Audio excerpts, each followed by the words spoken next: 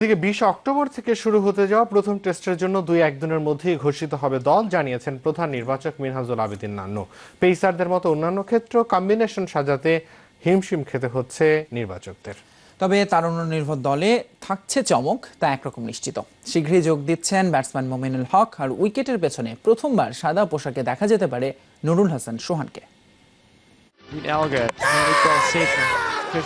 বিশ্বকাপে মেলবোর্নে শ্রীলঙ্কার বিপক্ষে শেষবার রঙিন পোশাকে মাঠে নেমেছিলেন, আর সাদা পোশাকে শেষবার মাঠে নেমেছিলেন গত বছরের জুলাইতে ঘরের মাঠে প্রোটিয়াদের বিপক্ষে। জাতীয় দলের হয়ে ড্রেসিং রুমে কাটানো সেই স্মৃতি প্রায় 15 মাস পুরনো, আর তাই আক্ষেপটা মুমিনুলের অন্যদের চেয়ে একটু বেশি হওয়ার কথা।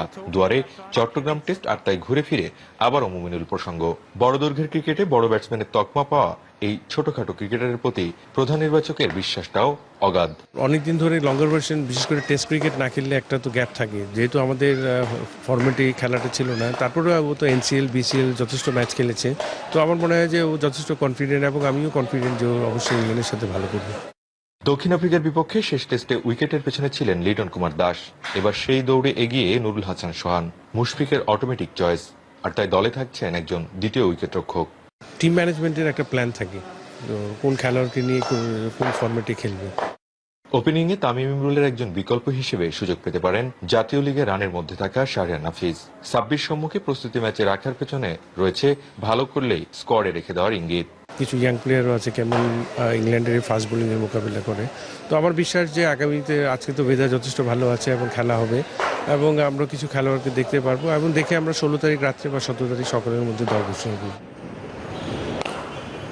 স্পিন ডিপার্টমেন্টে সাকিবের সঙ্গী খুঁজতে যেয়ে আশাবাদী হতে পারছেন না নির্বাচকরা। অটোমেটিক চয়েস তাইজুলের সাম্প্রতিক ফর্ম খুব একটা আশা জাগায় না।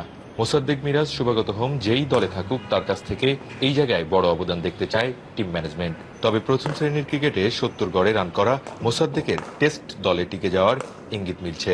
20 অক্টোবর প্রথম টেস্টের জন্য দল ঘোষণা হতে পারে সোমবার।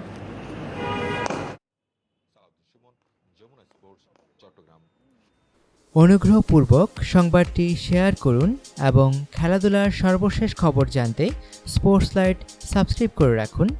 ধন্যবাদ।